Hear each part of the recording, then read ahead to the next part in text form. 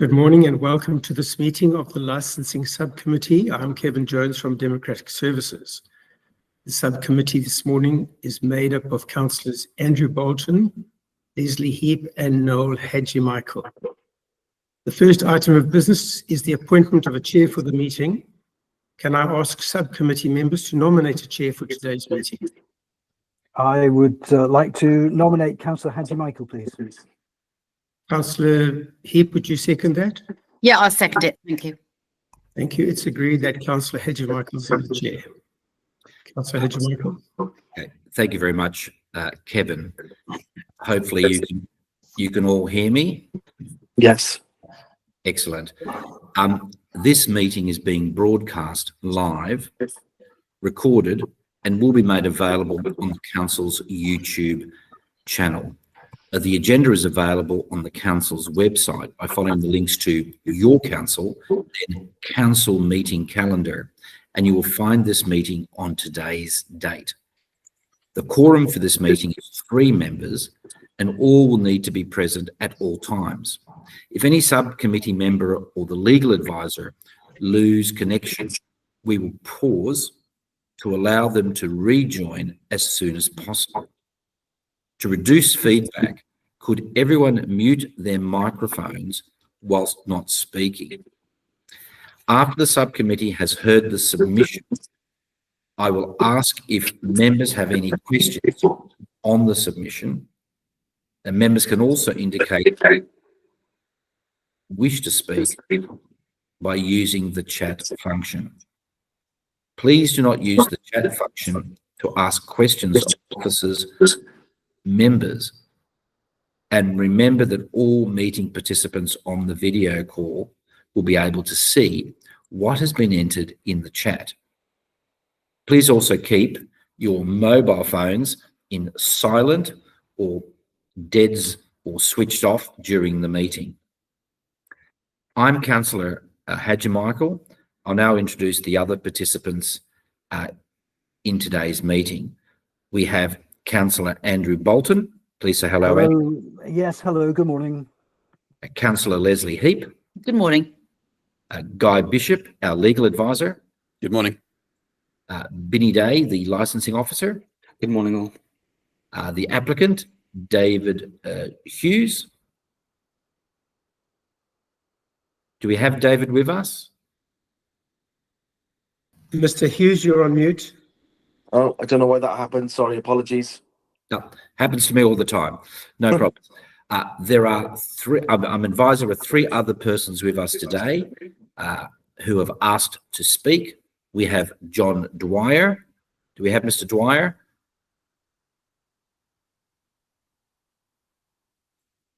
Do we have Annette Toms?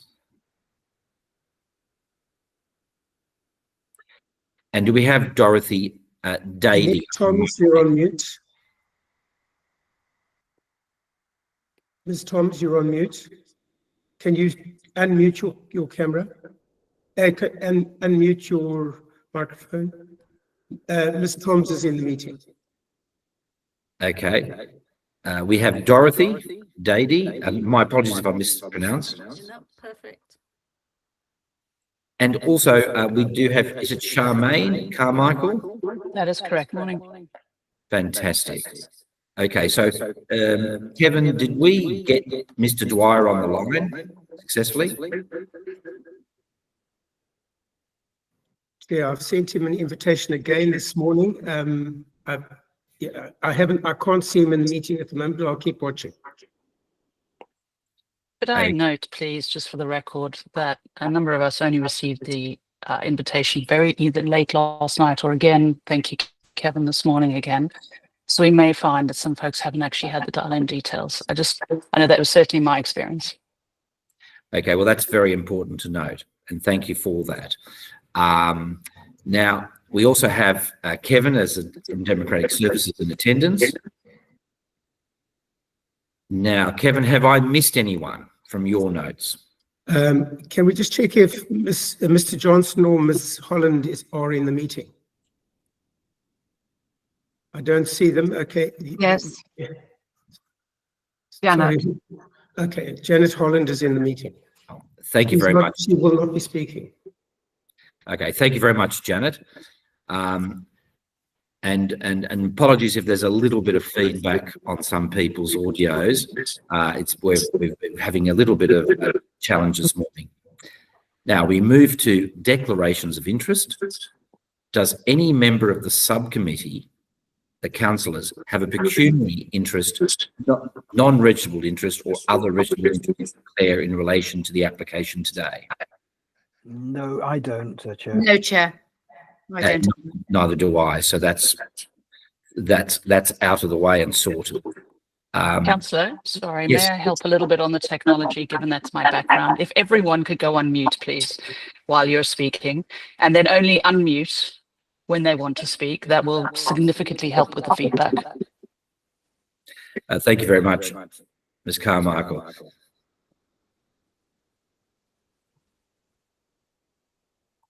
Okay, let's move to one of the most exciting parts of the meeting always, the minutes. Can we confirm the minutes of the meeting held on the 11th of March, 2025 as a correct record? Agreed. Yes, thank you. Right. At some stage in the future, I will sign them when Kevin puts them in front of me with a decent pen.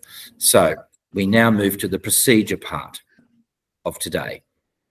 The parties, I'm advised, have already been notified of the usual procedures for licensing as set out on pages 5 to 7 of the agenda. Paragraph 57 on page 6. Sorry, Councillor. Could I ask Mr. Hughes to mute? He's picking up a huge amount of sound from him. Thank you, Mr. Hughes. Thank you, Councillor. Thank you, Kevin.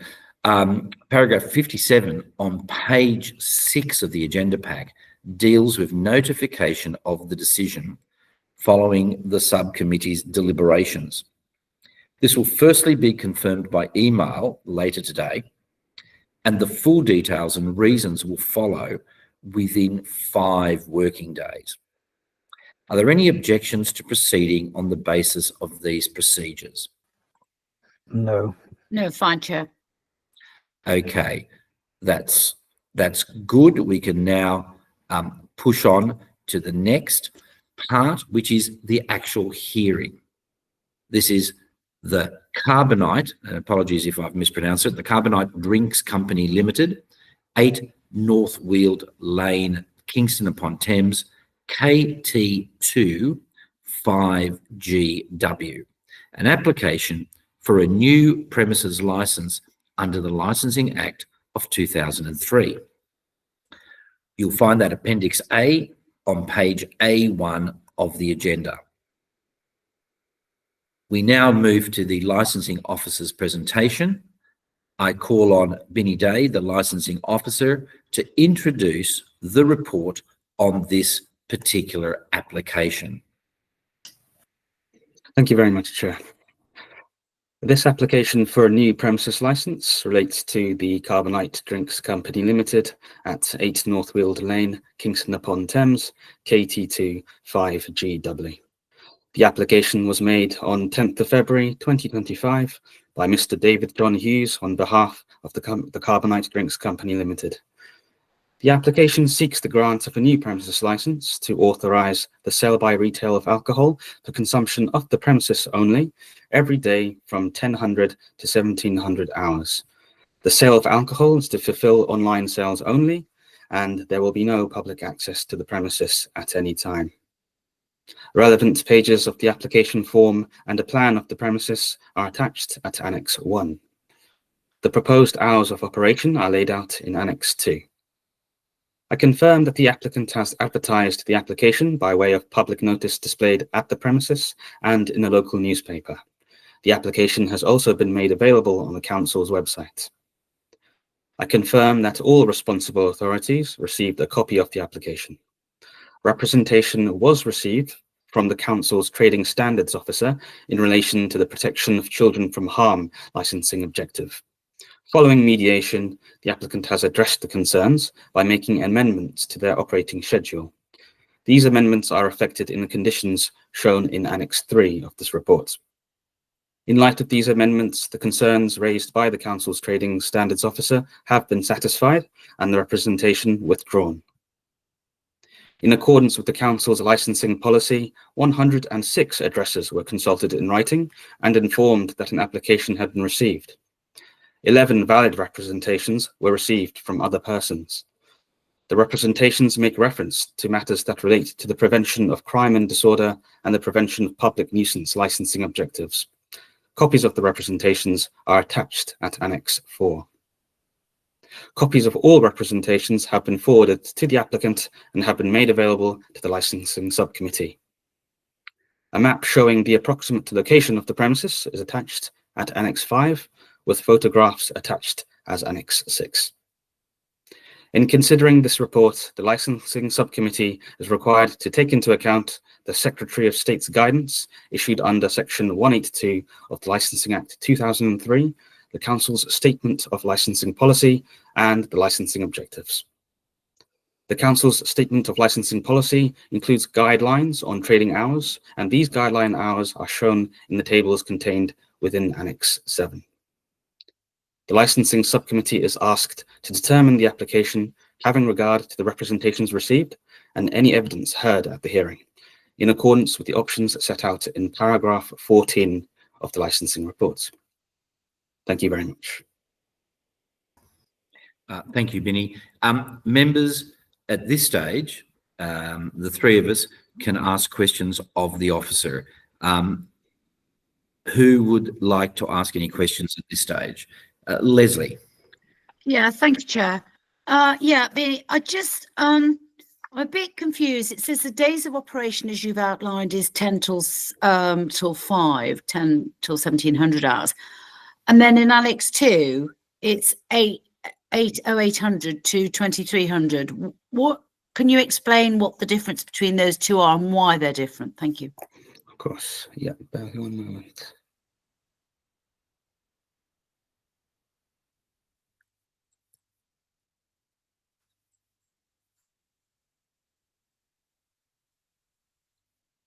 Okay, so yeah, sorry, apologies for that. There appears to be a typographical error on Annex 2. Please consider the proposed hours operation to be from 1000 hours to 1700 hours for the sale by retail of alcohol consumption off the premises. So that's 1000 to 1700 hours every day of the week.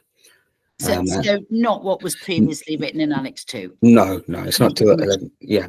Thank you for clarity. Thank you. Andrew, do you have any questions of the officer? No, thank you, Chair. I had noticed that as well, but it's been well explained. Thank you. If I could, Benny, if I could just ask a really dumb question, as I normally do sometimes at these things. That typo, and it happens to everyone, but that typo, was that impacting on the public information with regards to this application, or has that only arrived literally as a last minute bit of information for us before the hearing today? Yeah, so the application form itself, a copy of that was available on the Council's website for the entire duration of the consultation period, which contained the correct hours sought, as well as the public notice displayed at the premises, which has been checked several times, also contained the correct hours, as well as the local newspaper publication as well. So up until this point, in this particular report, the hours have always been consistent with what's been applied for in the application form. Okay, so in other words, it's the only pothole that we've hit on this. Okay, well, thank you very much for that. Thank you. I will look to my notes, and at this stage, we now move to the applicant, Mr. David John Hughes, to give a summary of his application. Paragraph 47 on page 5 of the agenda pack deals with the length of time an applicant can speak. The applicant has, and please help me, Kevin, is it up to 5 minutes to present? The applicant has up to 20, which is there are 4 speakers. It's 5 minutes per speaker, so he has up to 20 minutes. Okay, so that's good. and Kevin will advise you when you have 1 minute left when your time is up. So, Mr. Hughes, would you like to speak in support of your application? Yeah, thank you very much. And hello, everybody. Nice to meet you all. So can I give a little bit of history very quickly? I own a couple of companies. I have a lot of staff working for me. I'm very busy all the time, and I decided that I wanted to do a little hobby for myself. I had the opportunity to buy some rare barrels of rum from Panama, which I did, and is stored in a bonded warehouse in Scotland. For the last year, I've been building up a little bit of a name, because the name Carbonite is the rest of the companies and the groups that I have.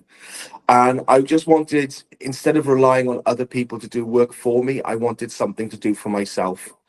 I approached my landlord and said, would he be amicable to the idea of me being able to sell rum online from my premises, which is the garage, is what I'm asking for. And he said he doesn't have a problem, but let me know some more details. And then I sort of started down this route, and obviously, you know, I've had conversations with other people and to see where we are. But the realization is that I only want to sell rum online. That's my first one. There is never, ever, ever going to be anybody going to collect rum from the premises.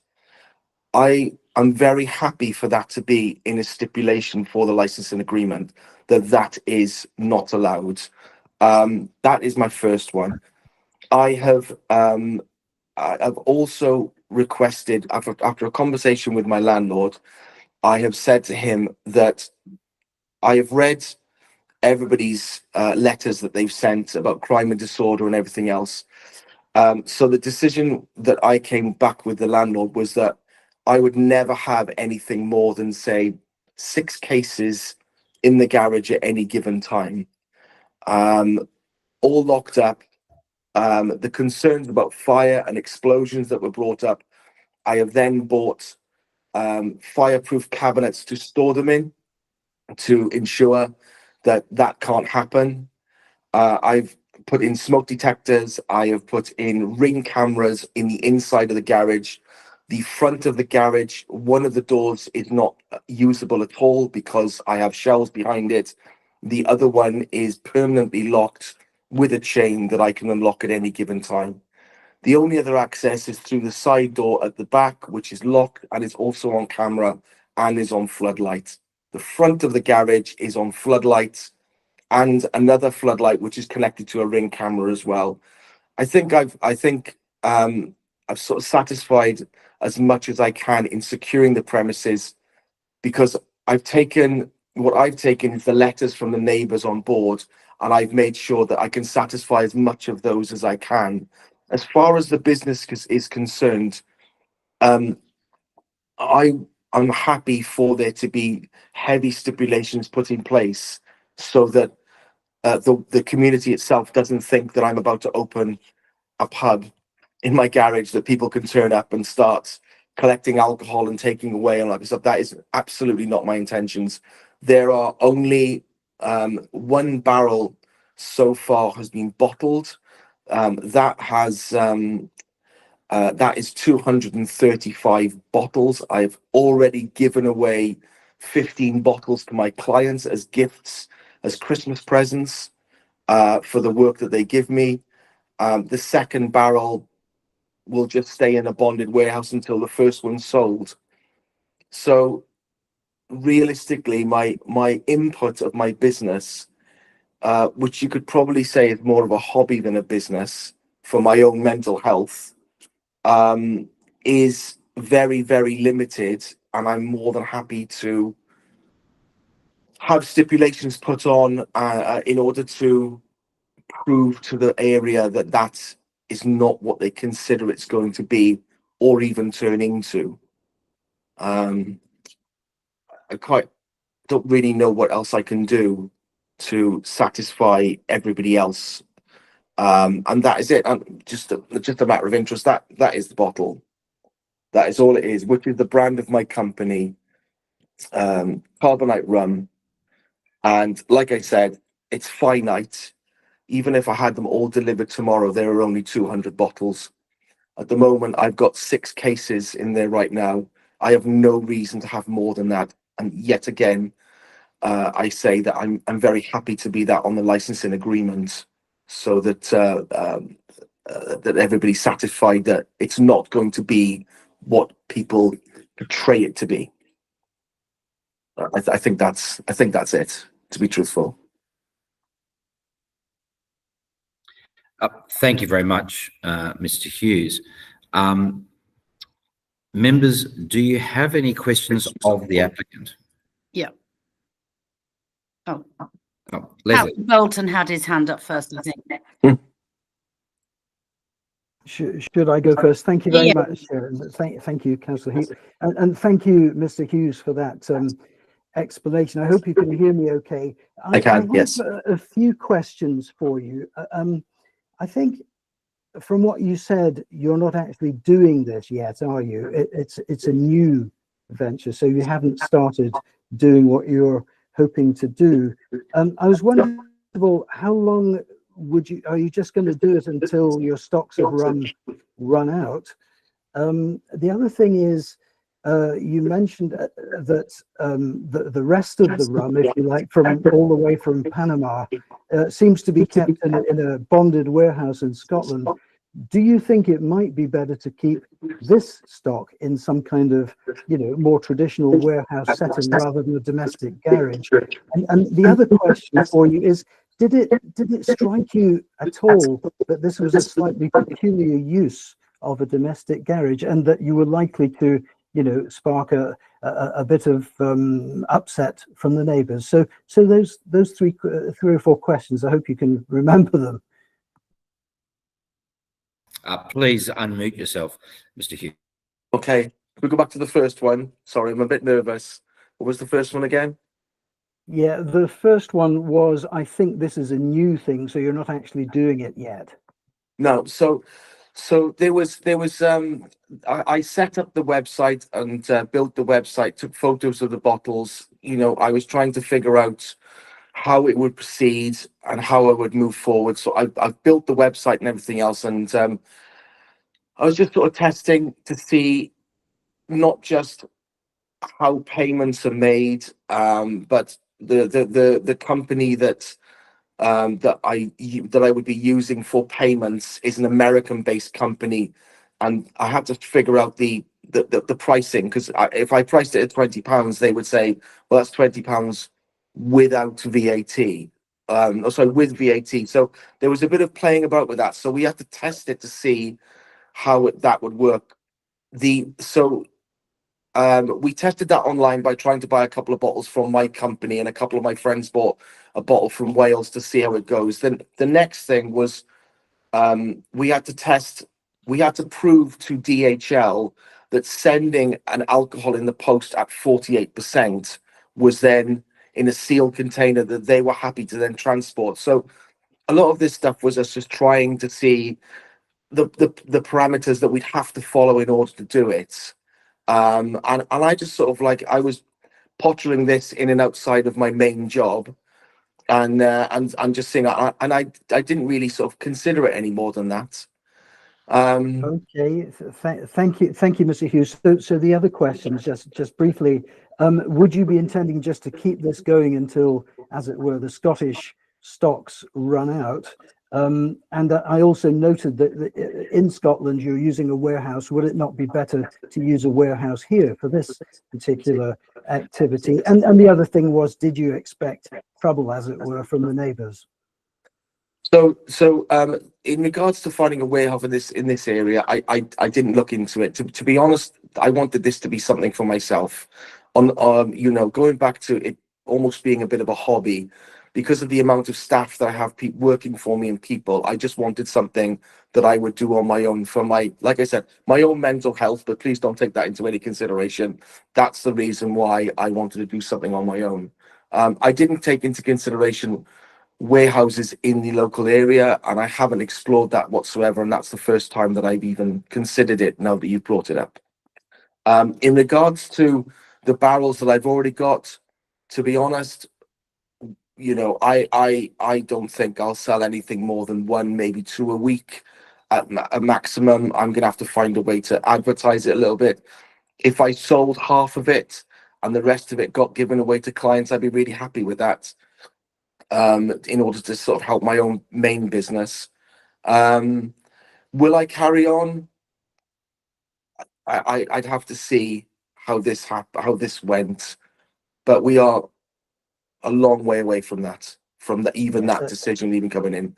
Like I said, Thanks, this is Mr. just Hughes. sorry. Sorry to butt in. It's a bit difficult with the technology, but just that final question: did you expect that the neighbours would not be very happy about this, and did you speak to them at all in advance? When I applied, when I rang somebody up at the local council and I asked them, please, can you give me advice on me selling alcohol from my premises? They said, please fill out this form and we'll give an answer to you, but you need to pay for this form. I paid out the form and then waiting to see them to come back with the advice that I thought that I was going to go and get. What happened was my neighbour came over and has said, there's a letter gone out to everybody in the area. And I was not aware that we had gone to that level. So I never got a chance to go and speak to my neighbours and explain that to them. My immediate neighbours are next door and a few doors down and directly opposite. I'm absolutely fine with it and have no problem, because they have heard the fact that it is such a small business, and I'm not doing mountains of alcohol going out through the door. They're fine. The local community further out, I didn't think it was prudent for me to go knock on doors and explain that.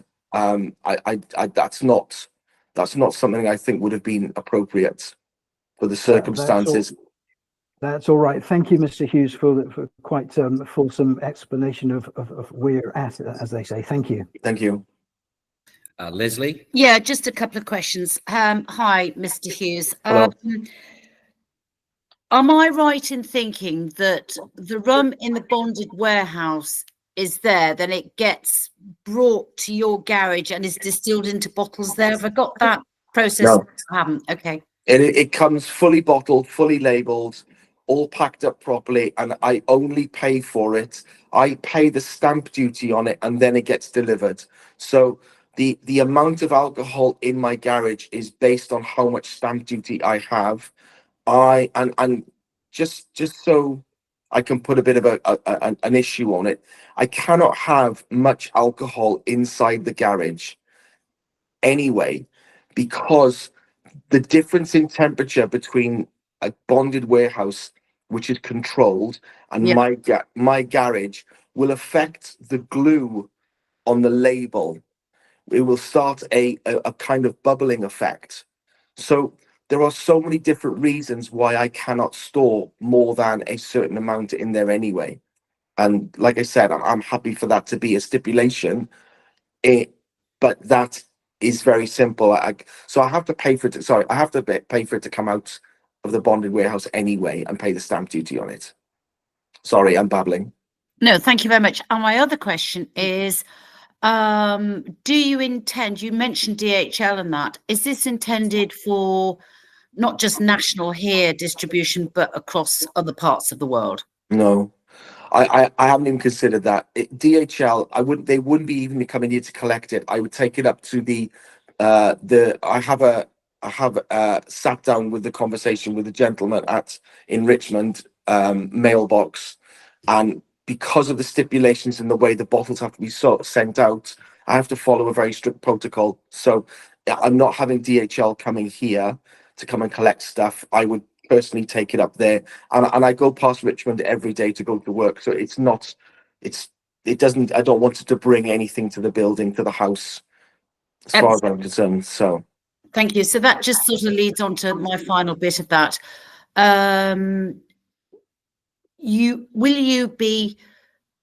You've sort of explained that by taking the stuff to Richmond for distribution there. So does that mean that there's going to be no distribution from your house? Absolutely none. And can I just add, there was one more thing that was in the letters, people talking about the children in the area.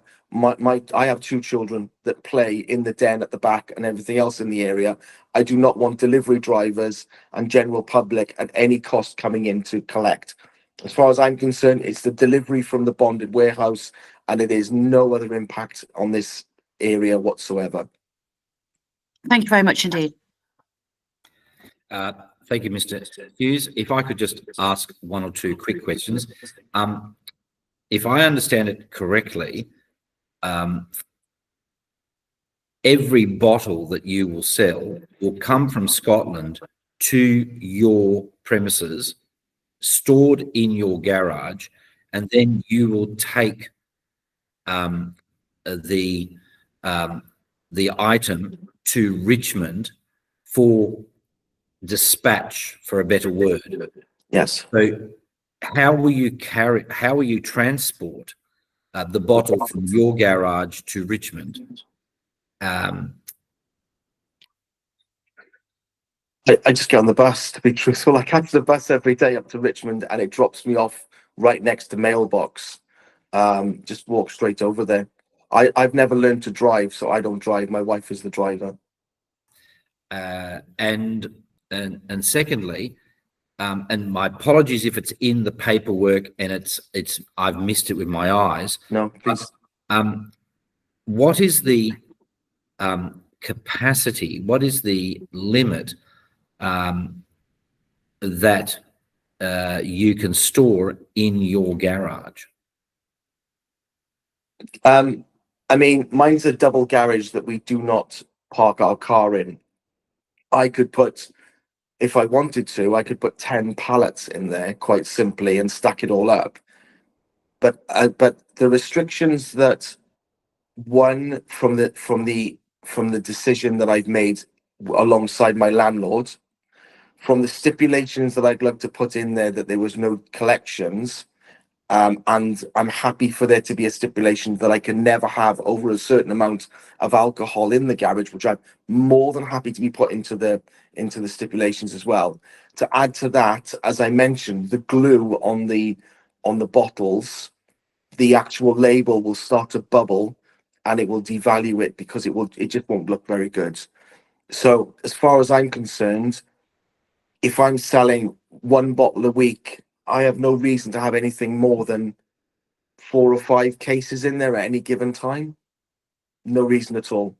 It would probably be detrimental to the bottles if I had them all delivered at once. So. Okay, thank you very much, Mr. Hughes.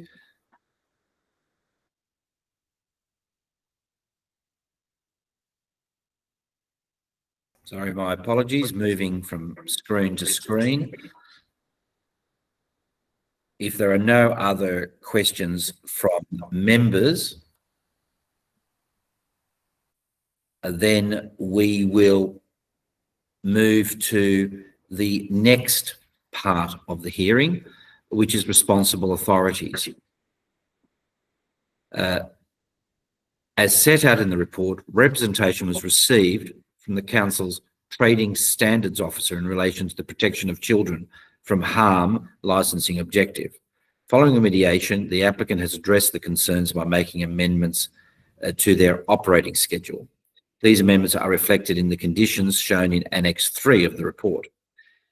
In light of these amendments, the concerns raised by the Council's Trading Standards Officer have been satisfied and the representation has been withdrawn. We now move to other persons. As set out in the report, we have received 11 valid representations. Copies of the representations are attached at the appendix marked Annex 4. We have persons in attendance who have asked to speak, and we'll be taking them in order. Firstly, Mr. John Dwyer, and then, of course, Annette Toms, Dorothy Dady, and Charmaine Carmichael. So if I could ask Mr. John Dwyer to present his submission. You have, sir, up to 5 minutes. Kevin will advise you when you have 1 minute left. Thank you.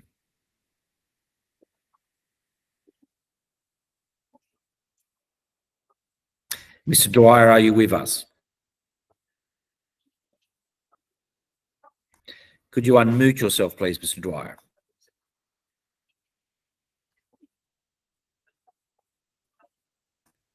And we will need to see you as well.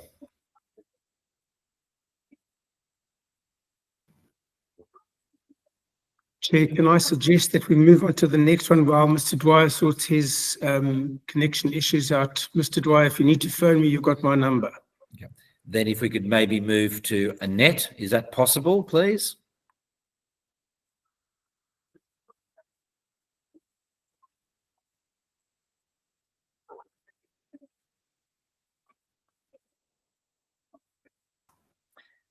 Annette Thoms, do we have her, Kevin, online?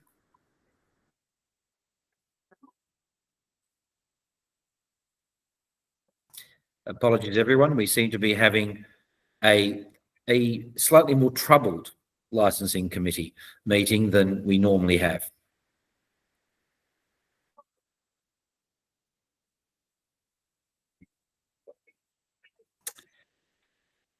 Kevin, are you on mute? Ms. Toms, could you unmute yourself by clicking on the button that looks like a microphone at the bottom of your screen? And then could you also make yourself visible for the meeting by unclicking the camera screen on your device?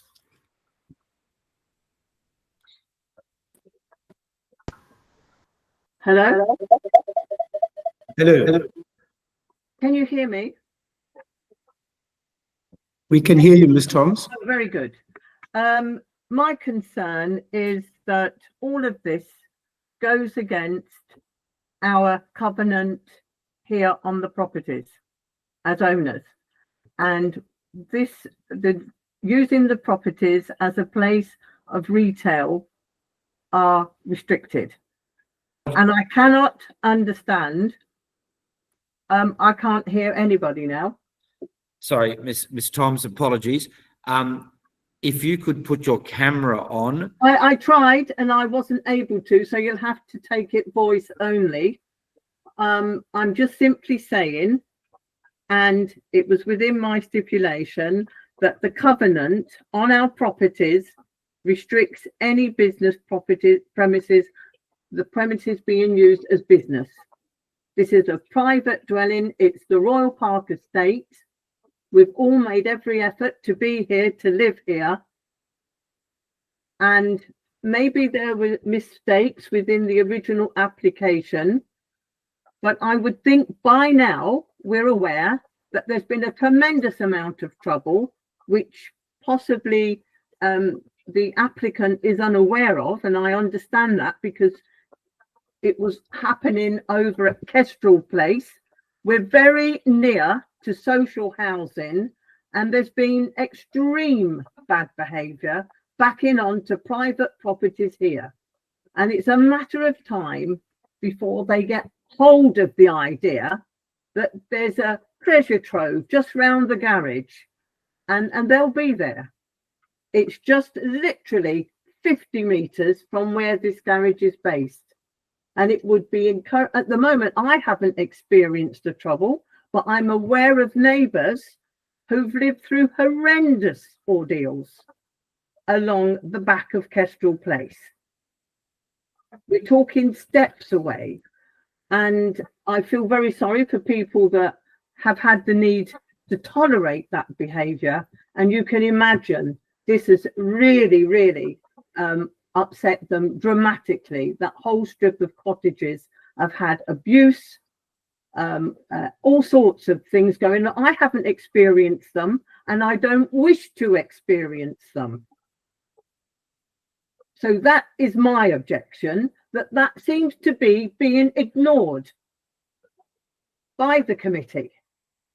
And it horrifies me that we, and yes, the den, quite true, where the children play, if these ruffians decide to make their way over to come and help themselves, I feel sorry for any children in the vicinity. That's not being spoken to. I'm just raising it now. That's my main concern. And apart from which, the covenant on the property and we say the landlord. As I understand it, the property is still under serious probate from Mr. Peter Collier, who was the original landlord, and I understood the property was still under probate.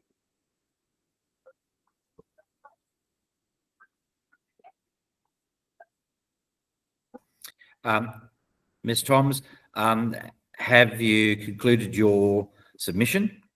Well, that's part of it. And then, of course, there was misunderstanding in the timings. Originally, it said from 7 till 11. That was the original statement. That worried me.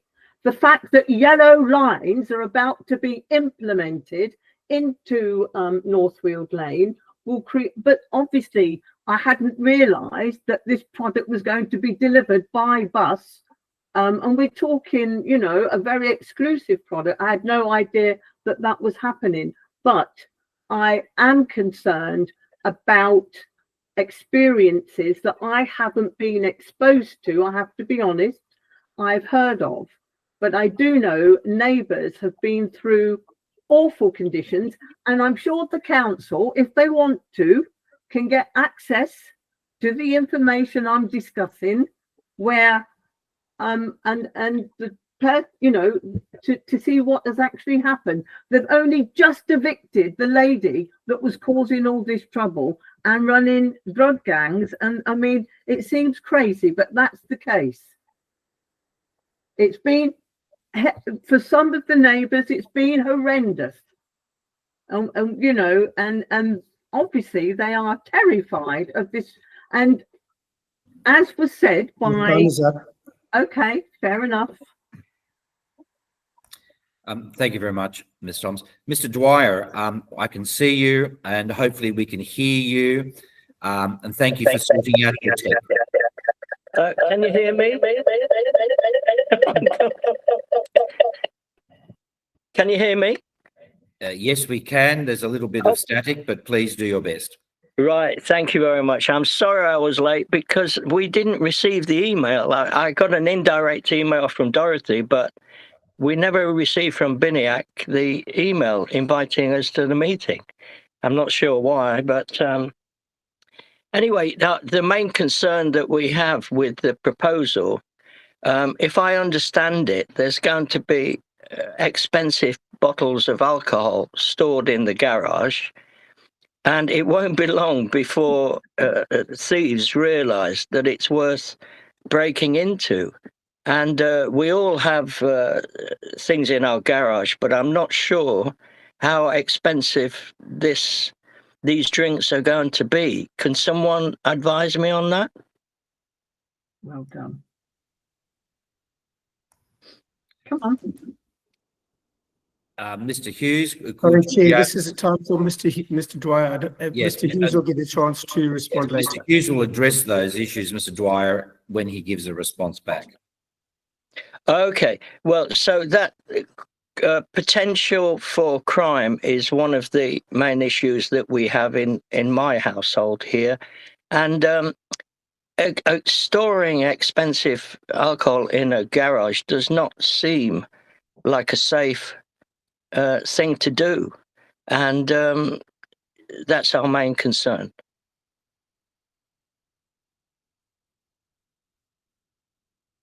Thank you very much, Mr. Dwyer. Kevin, if we could move on to Ms. Dady, please.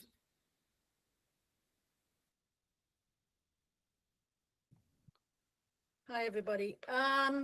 Yeah, I can repeat what Annette and John are saying, and actually many neighbours who just don't seem to have wanted to be on the call for whatever reason. But yeah, I mean, our councillor Jamal Trohan, he came down here 2 years ago because things were so bad with the Kestrel Close, and literally we have the actual week that we received the notices was the week that this tenant was finally evicted.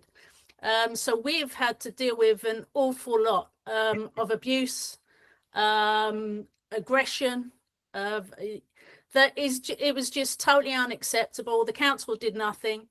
The police did nothing. So we don't need any more issues. And alcohol was prevalent there, as is drugs.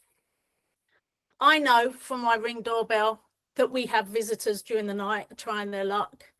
So, and I just don't understand, considering, you know, the value of this and the efforts you're going to, why you don't just use the big yellow across the way. You know, it's like you said, you hadn't really looked into it. I think you need, you know, that would be a good idea, because it just doesn't make sense that you can't see that the problems and discomfort this is causing the neighbours. And I can assure you there are plenty more people who did feel intimidated when it said that with this meeting, and also the letters and what have you would be shown. So you know, it's just, yeah, you've made people feel very, very uncomfortable. There are lots, you know, the safety issue. I mean, we know this type of undesirables who come here chancing it. We've captured it. We have the police coming and asking with flyers to can you check your Ring video, because this happened last night. And it's just, it will just be targeted. There's no way it won't be, because your path leads on to the estate, and it's a quick escape. And it you know, what kind of specialist insurance is in place that it doesn't, you know, combust, you know, with the kids playing there. Anything could happen at any time. It just seems a sensible thing to actually, you know, do your due diligence and check out the big yellow, because I did, and they had the facilities there, and it would just be safe. It's right by the bus stop. You can pick it up in your way into Richmond. So I don't think enough thought has been given to the neighbours. And you know, we live in a lovely area, and it's going downhill fast because of, you know, many people don't realise what we've actually lived through. But you can check, the councillors can check with Jamal. He's well aware. He came down and visited us. He talked to people and to the neighbours, and yes, so this isn't a one-off thing, like, oh, people just jumping up and down for no reason. There's reasons behind why we feel the way that we feel, and I'm sure Charmaine can actually talk about the other aspects of it. So yeah, so that's what I have to say on the subject. Thank you very much, Dorothy. And Charmaine, could you... Hi, everyone. I'm going to ask everyone to go on mute, please. Thank you. Thanks very much. To echo Annette's comments, Dorothy's comments, John's comments, my mother lives at this property. I'm the legal owner. I'm in Yeovilton Place. We have had innumerable antisocial issues with a tenant who's literally right behind the property in Kestrel Place. She's finally been evicted. There's been 2 court cases, all of which is public record. And it involves both public intoxication, break-ins, cannabis trading, and the rest. So what struck me when I saw this application was there is a big yellow storage, which, to the applicant's point, is temperature controlled, because I happen to actually use it myself. So they have temperature controlled units less than a few hundred yards away from this estate. And I am stunned that someone who runs that number of businesses hasn't looked into, if I may, a storage unit that is literally around the corner, and as pointed out, also has a bus access route and is available during the trading hours as stipulated. So on point 1, I really don't see why, in a purely residential area with a children's playground right next door, with known issues around crime, antisocial behaviour that are not just reported, but there have actually been court cases and evictions, we would facilitate the storage yet again of alcohol, which is a known issue on the estate. So when I got this application, I have to admit, I had to shake my head. So there's 3 things. 1, it seems entirely unfeasible that we would break the rules that govern the estate, that the council would override all of the legal issues that regard that estate, that you would allow someone then to host alcohol on a residential estate, so break the rules that are there, when you have a perfectly acceptable storage element that, as I said, is not very far away. It's a few hundred yards away. In fact, if I want to do it by direct distance, I think it's about 400 or 500 yards away. That totally facilitates what the applicant is trying to achieve, which is a temperature controlled, time limited trade, which also allows for enhanced security. You cannot get into that without security codes, video, and everything else. And we would also then be seen to be making a positive step towards eradicating some of the crime and issues around children's safety on their estate. So as someone whose mother, who's in her 80s, who's lived through this directly for the last 3.5 years, I strongly object to this application and changing the use of something that is a residential estate. Thank you very much, Ms. Carmichael, and appreciate everyone working so hard today with respect to the technology. It's been a challenge, I think, from everyone's perspective. Now, with my notes, I just wanted to ask members, do you have any questions of the 4 individuals who have given a verbal submission on the application? No, Chair, I don't have any questions. I do, Chair, thank you. Please, Leslie. Thank you. Yeah, I'll try and go in the order in which they came. I'd like to address Annette Toms. I think she was talking about, and the other lady at the end, Charmaine Carmichael, also spoke about antisocial behaviour in social housing in Kestrel Place. I'm unfamiliar with that road and that area, but perhaps if you could just explain to me how you said there was somebody running a drugs thing at one of the houses. Can you hear me? Yeah, can I just Sure. did I get that correct, that somebody was running a drugs thing from one of the houses on Kestrel Correct. Place? Yeah. I'm only sharing with you what I know. I personally, I'm nowhere. I wasn't affected.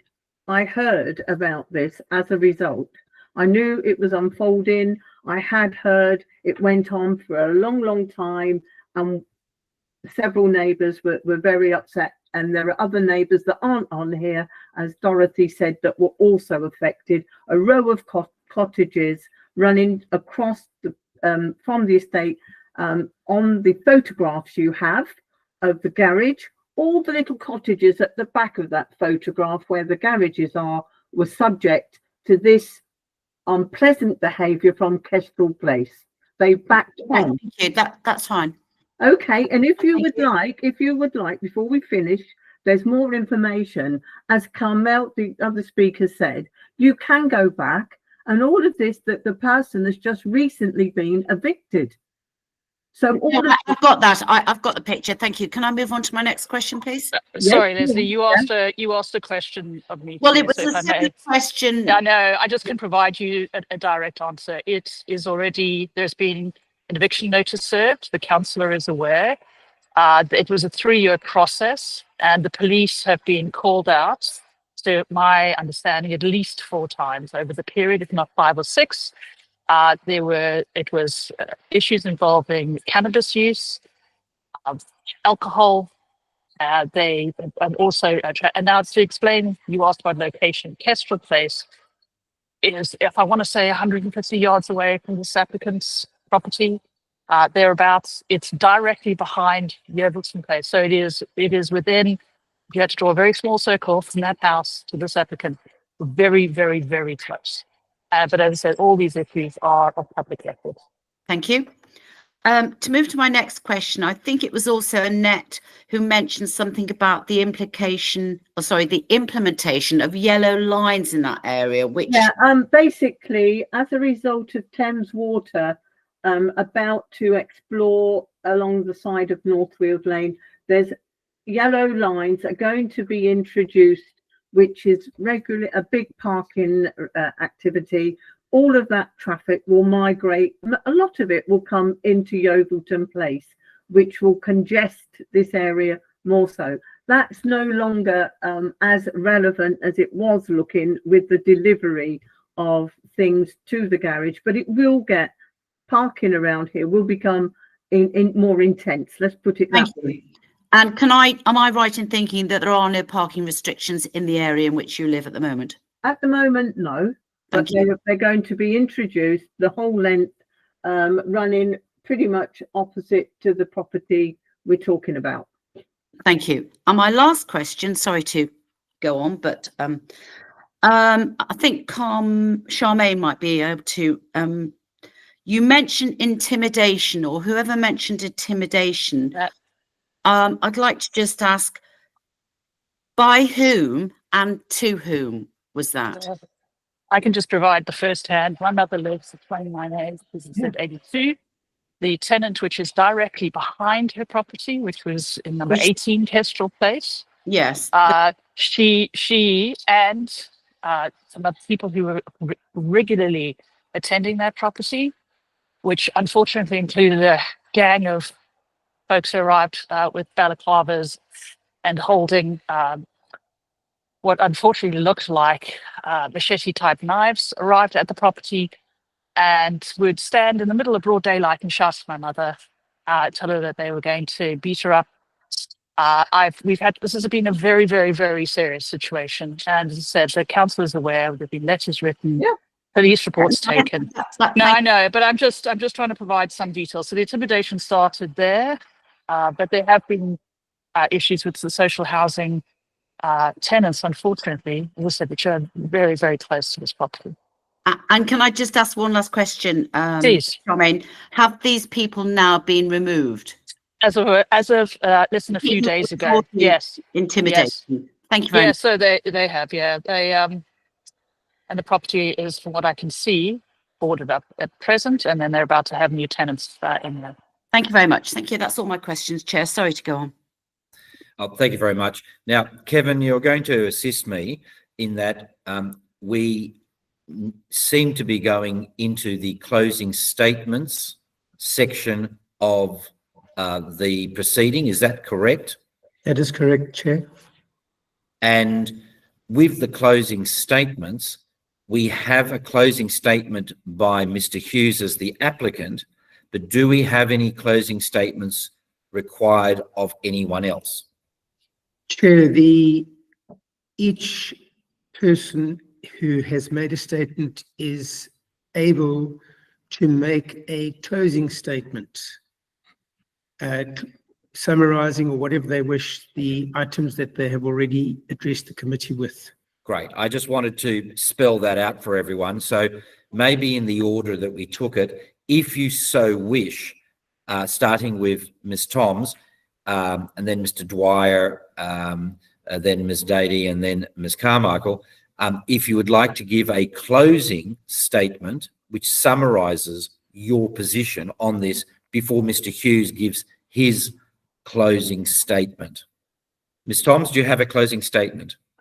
Well, I think I've made it clear that I've worked really hard to have this property. I've lived here very comfortably since the property was built. We've never had any activities other than those recently antisocial. It's important to me that this area remains residential as I invested into it, Royal Park Estate. To know that the covenant is being broken actively, apparently, by the landlord, which I'll be looking into that a lot more closely, and being encouraged, and nobody else exploring that side of things, which I find absolutely amazing. That covenants, which apparently, according to estate agents, are very important details and will have an implication on the whole estate. I would go on to say that a lot of people who did receive the original notification of this considered it a flyer and haven't responded initially. So the handful of responses you've had are more by chance than design. Most people discarded the original notification to owner or occupier. It wasn't addressed to any individual. So a lot of people are really unaware of what's unfolding here. And I was aware of the situation in Kestrel Place and fearful of that now spilling out onto this estate, obviously, with the aggressivity that we've heard of. We have had police come down that. There's such a close proximity. You could almost throw stones from one garden to the other. So really, I understand social housing and the kind of tenants that may or may not frequent there, but trying to retain some balance here would be my prime concern. Thank you, Ms. Thomas. Mr. Dwyer? Yes, hello, can you hear me? Yes, we can. Yeah. Right, just so in summary, Dorothy and myself have Ring doorbells, and I hope the applicant realises that during the night we see what look like teenagers, young men, trying doors and garages and successfully nick bicycles. And we have lots of video footage of that. Now, if they're going to break into garages to nick a £20 bike, I think they're definitely going to try and break into garage to nick a 160 quid bottle of champagne or whatever it is that's going to be stored there. So I think the crime element for this proposal is very high. Yeah. And I'm not sure the applicant quite grasps. You know, we have years of video footage. Dorothy has lots, we have lots, and we look right down towards that house where the garages are. So it seems unfathomable to me that they would even think about putting expensive items in a garage. Thank you very much, Mr. Dwyer. Dorothy, if you could give a closing statement if you wish. Yeah, sure. I just want to correct, it's 21 Kestrel Close, not Kestrel Place or number 19, but 21 Kestrel Close where the issues had been. But there are issues in surrounding, so it may well not be over. Yeah, as John just said, it's just trouble waiting to happen, you know, and I think we're fatigued. I have fatigue anyway, so, but you know, definitely we've just had enough.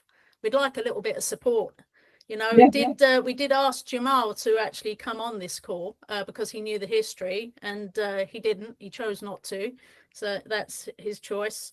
But yeah, we have had enough, and like Charmaine says, her if it wasn't you know, for her mum's strength to actually, you know, deal with this matter, you know, that we've had to deal with, you know, people would still be living with it, you know. But and that's where the intimidation comes into it. This recording is live for the world to see, and you've just named people who have gone out of their way to try to improve our environment, you know. So yeah, it's like it seems a bit strange, but if David, you know, he talks of his mental health and wanting to do something for himself, that's all laudable, you know, but you know, and he should have been given an opportunity to actually talk to the neighbours, you know, beforehand. The council should think about what their process is, and you know, and actually advise that, you know. But you know, so it's happened, and no one wants any bad feeling, but I think there are alternatives, and I think if David does consider that, you know, going and having a chat and looking at the facilities, it would probably be the right thing. That's what I'm saying. So yes, so basically, no, I totally disagree with this. Don't think we need alcohol stored anywhere here. Because yeah, it will happen, and then it's gonna, you know, it's gonna blow up in everyone's faces, but then you'll have the license to do whatever you want to do. Who's going to take responsibility for this? I think, you know, we just seem to, in society today, there's a lack of accountability, and I think people have had enough. So yeah, that's where I stand. Okay. Dorothy, my apologies. My computer had a electricity spike, so I literally missed about 2 sentences. So I do apologise for that. Nothing like the day of technological dramas for us, but look, we'll persevere. Ms. Carmichael, do you have a closing statement? Certainly, and yes, thank you, Dorothy. It is number 21, and unfortunately also number 18, which as Dorothy points out, it's not exactly great for us to admit on a public Zoom or a Google Meetup, but so be it. If that means that we can make some efforts to try and make people safe.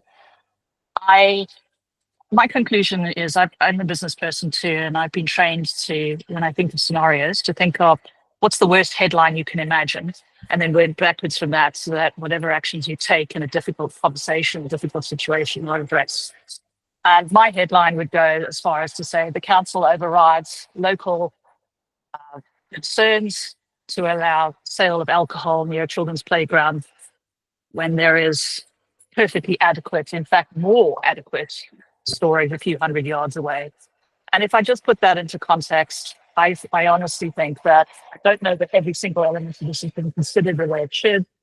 I think the applicant is absolutely able to pursue his hobby as he would like to do so, but not to the detriment of his surrounding neighbours, given the experiences we've had so far. And so I would literally just ask that we reconsider this and allow him to operate his business, but to do so, as I said, not very far away, but just down the road, in something that frankly is more fit for purpose and doesn't have a negative impact on the neighbour.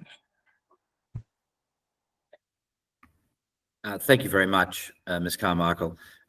Mr. Hughes, this is now your opportunity in a closing comment to address, of course, issues that have been raised and to give us your final take on this. Yeah, so I look at everything in a way that I try and fix problems. When you talk about an issue with a house that is 2 streets away from me, I was here when that was happening and I could hear it. And I'm really deeply sorry that that all happened to you. And I think that many of you think that that's the way that this will go. It is my right to be able to go for this application, and it is your right to go against it. But I am more than happy for more and more stipulations to be added on top of me for anything that you have concerns over. If the police ever got called to this venue, to the house, I would shut down the whole thing straight away. If there was an issue that involved crime in the area that was directly linked to me, I would shut it down straight away.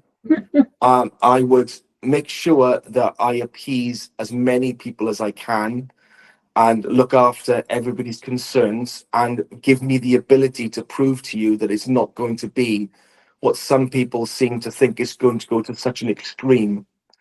To add to that, I've spoken to my local neighbours around me and nobody seems to mind. They're very happy that it's a little project for myself. And nobody has got back to me whatsoever. The outlining further are people that I have never met. But I go back to the lady that mentioned about the current. You haven't come to me. You haven't spoken to me. You haven't had a decent conversation. We could have gone for a cup of tea and sat down together. But instead, you're discussing this with everybody in the area, and then people are coming back much more at me for something that is, I feel like I'm almost being vilified for something to an extreme level before I've even been allowed to put my case forward. So I'm more than happy for everybody to put as many stipulations, police get called, the amount of deliveries, everything, in order to put me in a box that everybody's comfortable with for a certain period of time. And can I just touch on one thing? I think at the time, I did consider the idea of maybe a warehouse, like big storage. Now, I've not used one of them for many years, but when I did sort of 10, 15 years ago to move house, I believe it's about £75 a month. That would be the profit from 3 bottles a month. So I would be doing this for absolutely no reason whatsoever other than myself. And I don't think that's very fair to then go and put that as something that I must do now when I can't prove myself to the local community to go that this is, you know, very safe, very secure. Somebody, well, all of you have mentioned drugs on many occasions. My job role has to allow me to be drug tested whenever I'm told to be drug tested.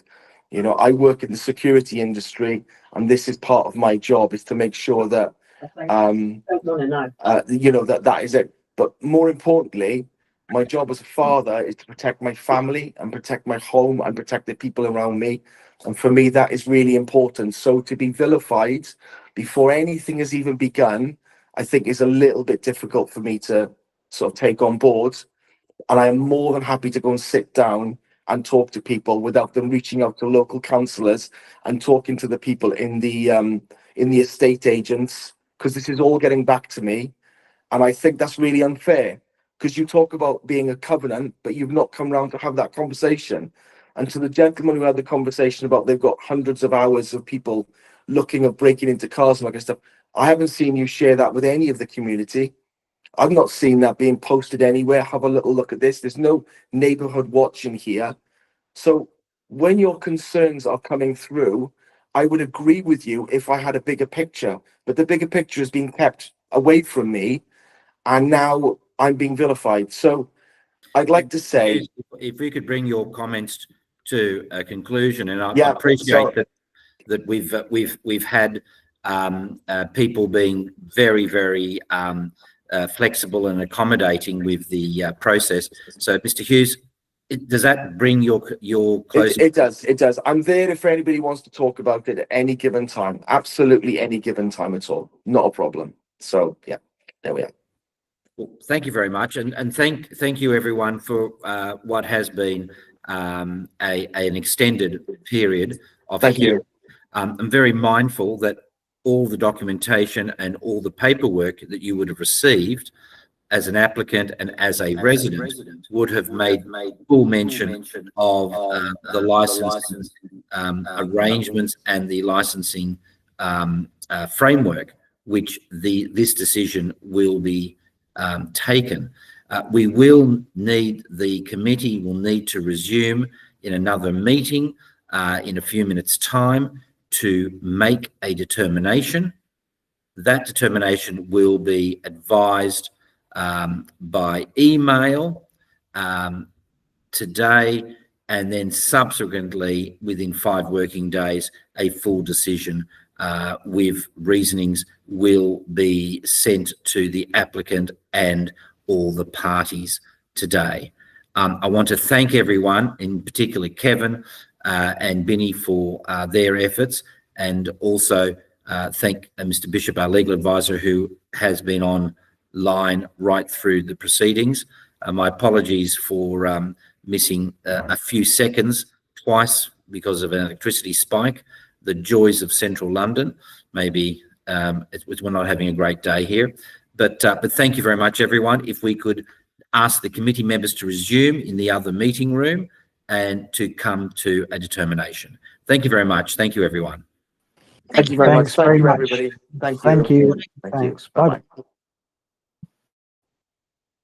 Bye-bye.